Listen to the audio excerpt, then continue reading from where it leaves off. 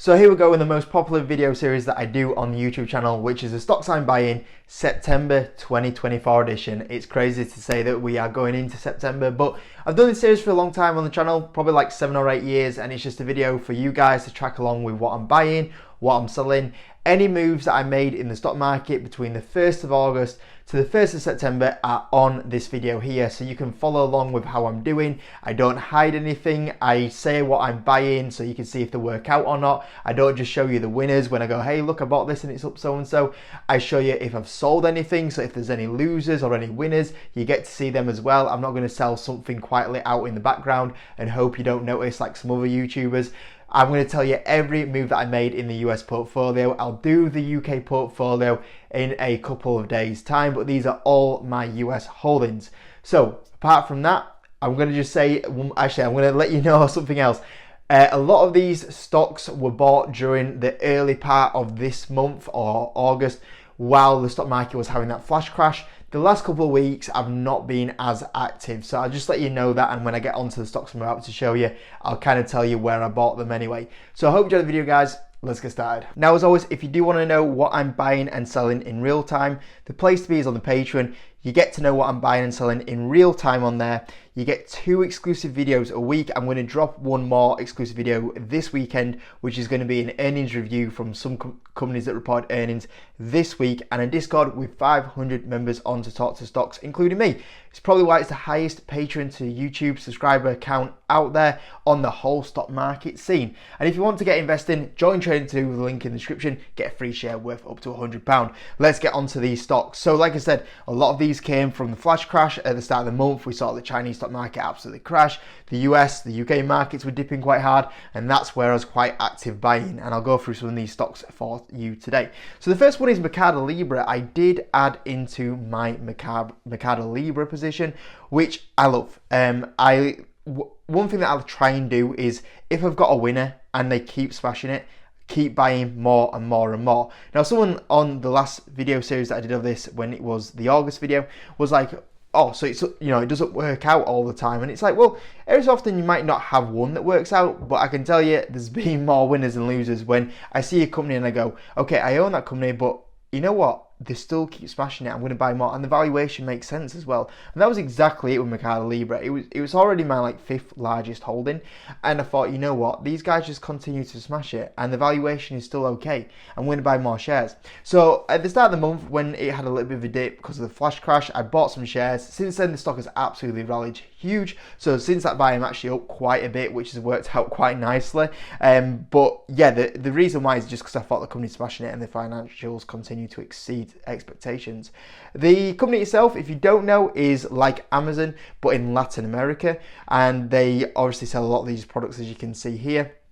And they were able to beat Amazon in Latin America. They were able to get the faster service built up before Amazon could do it, and also they helped with payments. So you are getting like the PayPal of Latin America as well here, because what was lacking in Latin America was a strong payment system, a digital payment system that would support online sales. So what they did is they created the like Amazon, but then they also created the PayPal, so you can go buy all these things on their own website. It was pretty clever, isn't it?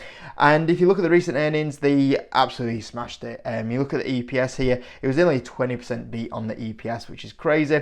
Revenue as well was 41% year-over-year growth. This is the highest we've seen for a long time, which is very good.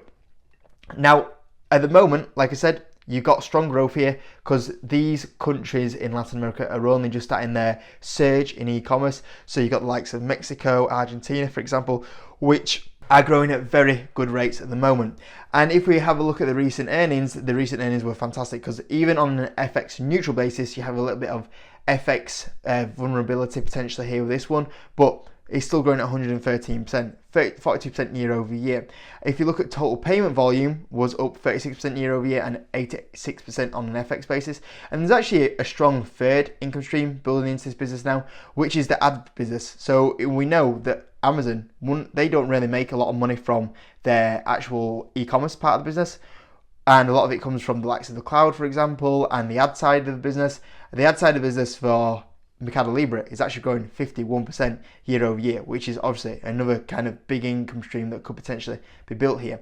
And all we've seen here is this company continue to execute with the revenue absolutely growing at very good rates, the profitability growing at really good rates. And like I said, for me, I looked at the company and I looked at how they were beating, that valuation was dropping, and granted now it is at 55 forward times earnings, which I still don't think is terrible, but you got to remember I was buying this before the 25% jump, so for me I was getting this towards more like 40 forward times earnings, 45 forward times earnings.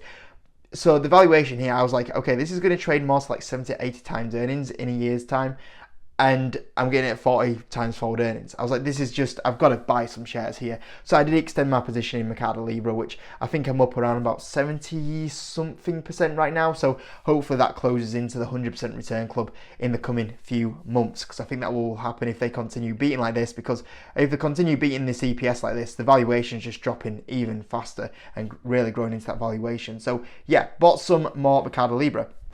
Next one was PayPal. So I bought PayPal as well when the flash crash was going on. Since that time frame as well, this stock is up nearly 21%. So it was a really good time to be buying. I can't believe I was getting like PayPal back in like the $58 range during that day, which is insane to think that it was at $58 again. And now we finally had a bit of a rally.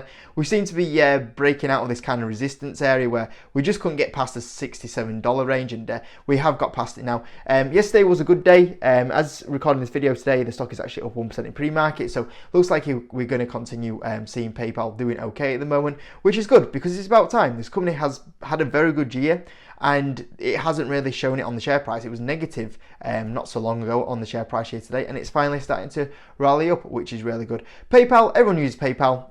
You know, it's one of those companies that is kind of at the top is the top dog in the payment space. And what happened is the company got a little bit lazy. They didn't really innovate too much with their lead, and they kind of slept on it a little bit, and that cost them. But they're starting to focus again and making some right decisions.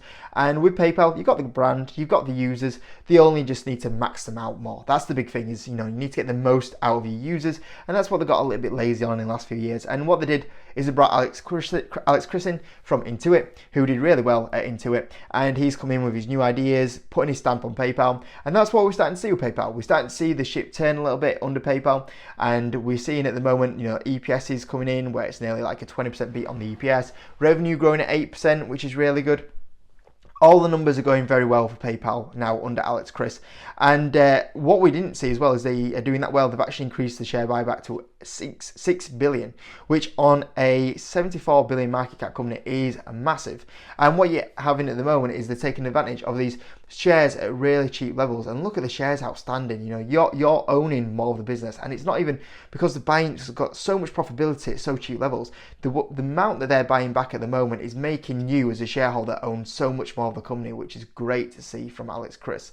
They're also making new products, so they launched like Fastlane, for example, which is an easier way for guest checkout at the moment.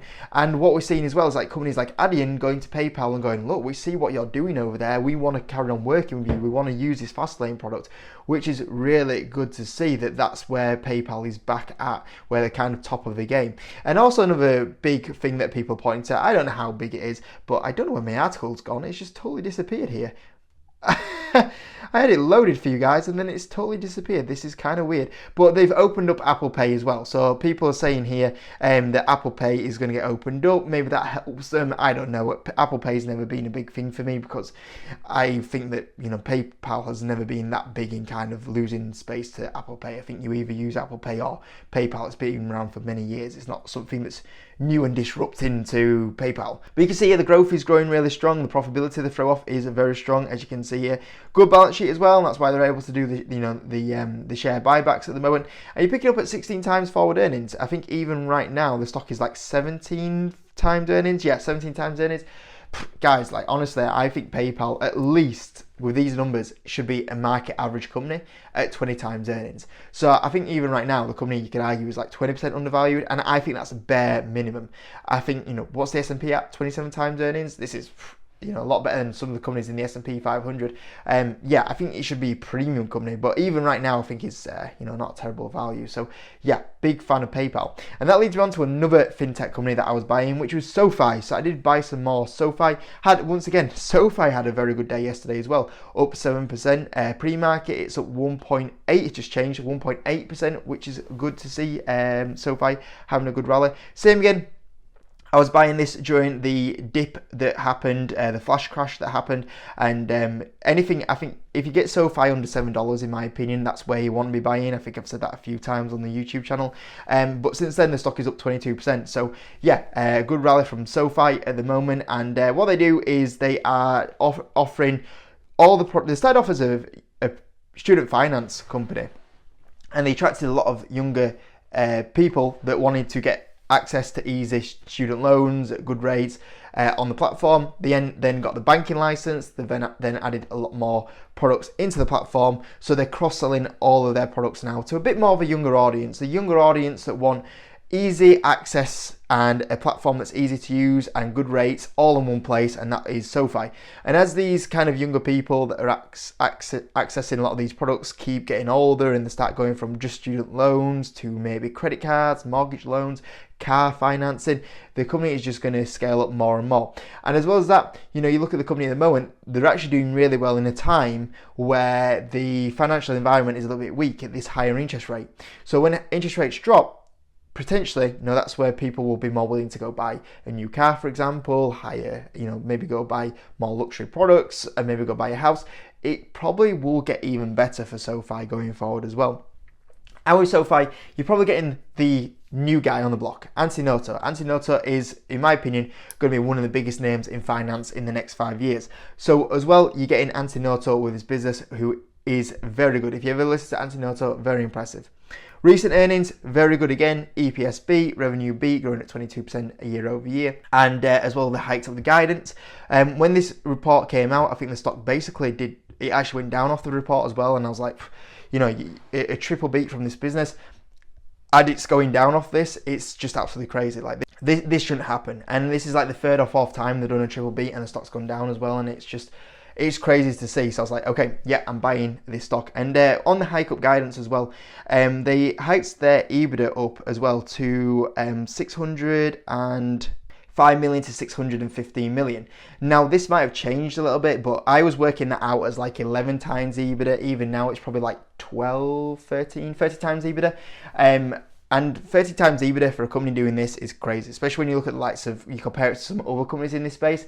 It's very good valuation in my opinion. It's only just made profitability, that's why it's quite hard to use like forward P's on this one.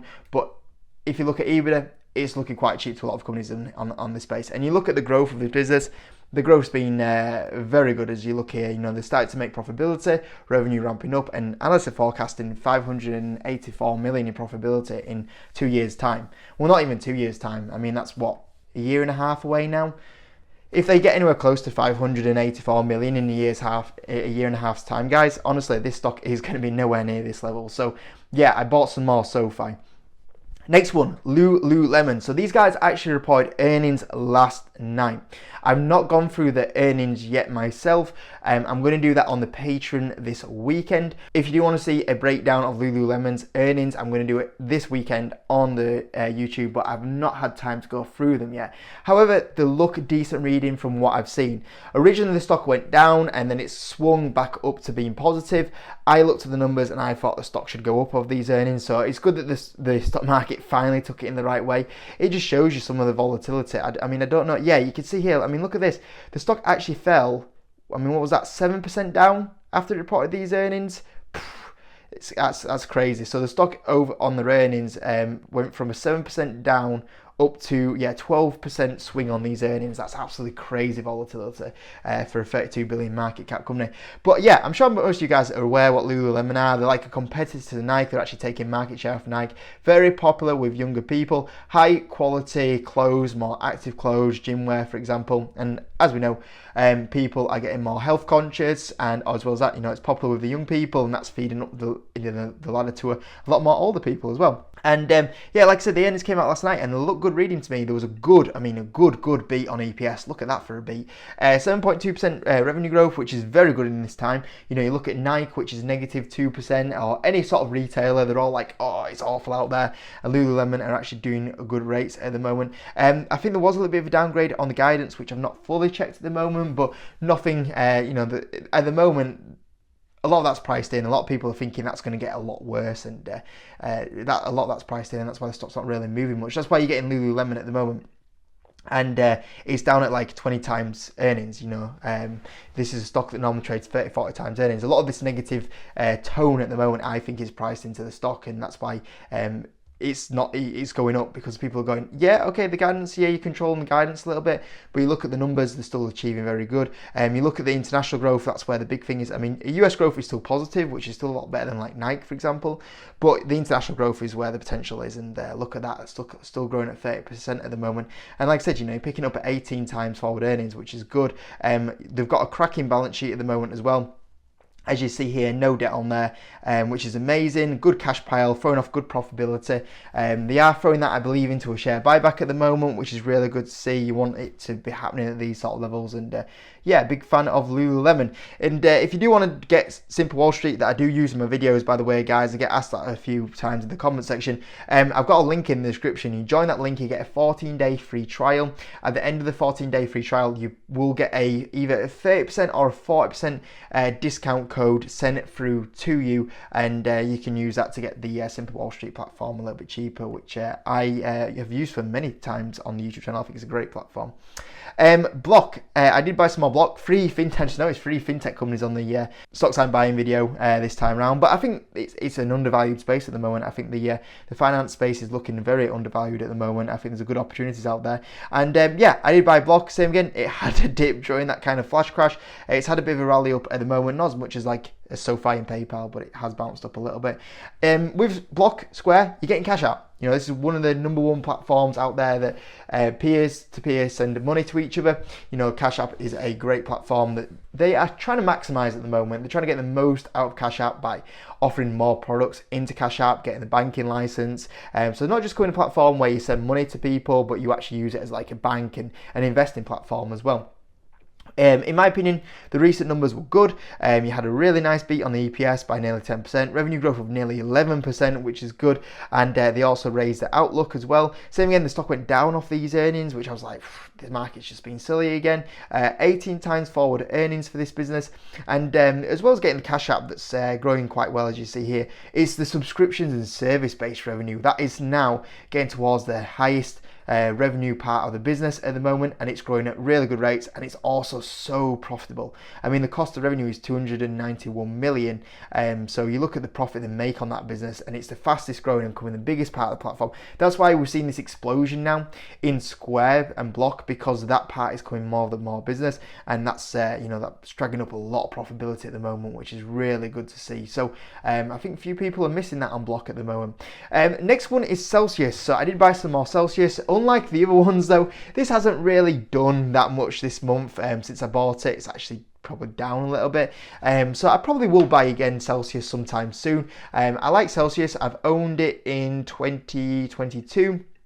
I actually sold my position out, made some good money on it, and then I bought back into the stock. I bought back in and I thought, okay, I was up very quickly, and then boom, it's actually fallen very, very big since its all-time highs by nearly half the share price at the moment. But Celsius energy drinks, as you can see here, very good energy drinks. I don't know if you tried one. They are in the UK, they are in the US, Canada. They're going to expand into France and New Zealand and Australia, I believe, this year as well. But yeah, very, very good drinks. The one that is in the UK, which I think is the peach something or other. Yeah, that is, it's here. The peach vibe. Yeah, you want to try this one, guys. You can probably get it in Tesco's. It's very good, and I think that's the best flavour they've currently got in the UK. But there's some other ones that need to come across from the US, like the watermelon one. Whenever that one comes across, that's a very good one. And yeah, I think they're really good. They try and be a little bit more healthier than the current ones that are out there with like Monster and Red Bull, and also not as like sugary and sickly, I think, as them ones as well, and that's why they've done really well in the likes of the US. And a lot of the younger people at the moment don't really have coffee in the morning. I was saying on the Patreon a while ago, like a bit ago now, is that I had a few younger people that were working with me for work experience, and I was like, oh, do you want a cup of tea, cup of coffee? I was making it in the staff room, and they were like, oh, no, we drink energy drinks in the morning, we don't have tea or coffee. And I was like, well, okay. And that's what's happening with a lot of younger people at the moment. Same again, really good earnings from these guys. They came in with a good beat on the EPS, as you see here, nearly a 20% beat on the EPS. Revenue as well, really nice beat, 23% year-over-year growth, and 36 forward times earnings. Like, this is the lowest it's been, and 36 times forward earnings for a company doing this profitability ramp up, this growth is just very, very good. You look at Monster, for example, and Monster is currently 29 times earnings, so just slightly lower really than 28% lower than Celsius. But you look at Monster's numbers that they've just come out with, and their revenue is growing 2% year over year, and their net income is 2% growth year over year.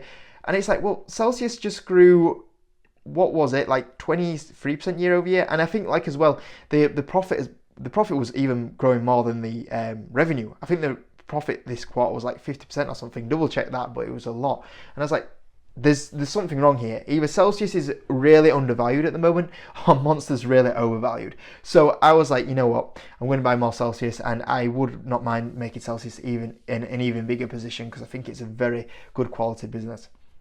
And there is one more stock that I bought during this period. However, I'm not going to reveal it yet on the YouTube channel because I was going to give it its own video, and I'm probably going to do that on Monday. So yeah, there was one more stock I did buy, but I'm not going to tell you guys because I wanted to give it its own video, and I didn't want to put it in today's video because it ruins like Monday's video. So yeah, I did buy one more stock, and I'll reveal that on Monday more than likely for you guys. So yeah. Selling. I did sell some stocks during this period of time. There was a lot of stocks that I sold during this time. The reason why is that I was a little bit worried about where the market was at the start of the month, and then obviously we got the flash crash. So it worked out really well that I had this cash to go buy a lot of stocks on these dips that you've just seen. So the first one is Hims and Hers. Don't worry, I didn't sell my whole position in Hims and Hers. I just sold, I think it was 5% on my position. I was like, okay, a lot of volatility around the GLP-1 at the moment that it shouldn't really have, but it is having. The stock's quite high at the moment, near 52-week highs, and I saw the opportunities and I needed a bit of cash, so I thought, you know what, I'm going to take a bit of profit off the table. I did sell some of my Hims and Hers. I sold about 5% of it. It was like a 200% return or something crazy like that. Very good performance for the stock, and yeah, since then it has actually fallen like 30%, so that worked out quite well that I did take a little bit of profit off the Hims and Hers position. The next one was DraftKings. I did sell a little bit of DraftKings. Same again, I think it was like 5% on my DraftKings position. Same again, I just looked at the market. I was a little bit worried about where the valuations were at, and I thought I need some profit, some cash, more cash to go buy some stocks if they dip, which obviously you can see did happen. The stock's really not done anything since I kind of sold DraftKings. I guess it's down a little bit, but nothing too much. The other thing I thought as well is that it's my largest position. I've got a lot of cash in there, so I can use some more of that cash to go buy some other stocks now. And also when I looked at DraftKings, I just thought, I've just got to just balance out the risk that I've got so much money in it. A little bit of concerns around the new tax in Illinois and how much that affected them in the recent earnings, and I thought I just need to take some more risk off the table because and some reward, I guess, some of the profit off the table, because that DraftKings position is like 10% of my whole wealth. So I just thought, just take a little bit of profit off the table. It's still my largest position as well, even after taking this, but I just had to balance the position out, and it's been a concern of mine for like the last 2 years how big that DraftKings position was if anything was to go wrong, and it's just once again just balancing out the risk, taking some profit off the table. So yeah, I did sell 5% of my DraftKings position, I think it was. Google, I did sell some Google. I sold about 10% of my position in Google. I just think the valuation is about right for where it is right now. I think it's a quality business, and I'll still hold a lot of my shares for like 5-10 years, but I thought the valuation was okay compared to where I was buying it, you know, not too long ago, and I thought it was very cheap. You know, when it's about, you know, under $100. Since then, it's, you know, it's run up a lot since that time frame. So I thought, you know what, now's a good time to just take some profit off the table on Google and you know, go use that in something else. So I did take 10% off the position on Google to go invest in some other stocks, which was once again a very, very nice profit. And the next one was Starbucks. So I started buying Starbucks not too long ago. I really like Starbucks in like that $70 range if I could. Obviously, it's not the $70 range anymore. I built quite a nice position up. I was quite aggressive in Starbucks. I didn't actually realize how aggressive I was. And also the stock, as you saw, jumped like 27, 28, 29, 30% because of the news that Starbucks appointed a new CEO. And I was like, yeah, I'm like, it's a really good appointment of the CEO, and I'm happy. And I still continue to hold like a lot of Starbucks in my portfolio. But I was like, you know, I'm nowhere near buying at these sort of levels, and it's such a big jump off CEO news. And I thought, you know, same again, I thought I'm just going to take a little bit of profit off the table because I don't know if the stock should have potentially gone, what was it, like 11 billion added to the market cap because of a new CEO. I was like, I'm just going to have to take a little bit of profit off the table. So I did sell, I can't remember what it was. It was like either 5% or 10% on my Starbucks position. I think I sold it for like a 13%, 14% profit or something like that. So yeah, same again, just to have that cash available to go buy some other stocks.